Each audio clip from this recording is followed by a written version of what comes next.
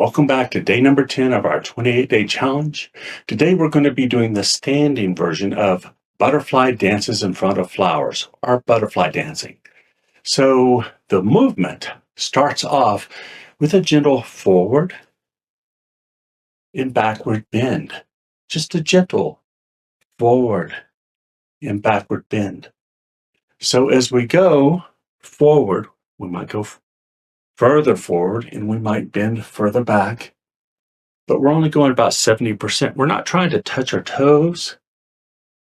We're just doing a gentle forward and back bending of the spine. And then we're letting the arms come up and go down. Just follow along with the movement.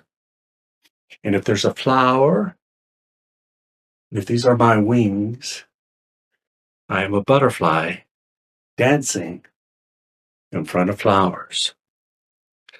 We exhale up and inhale down. And you can go on for as long as you like. Make sure you enjoy it. Make sure it feels good.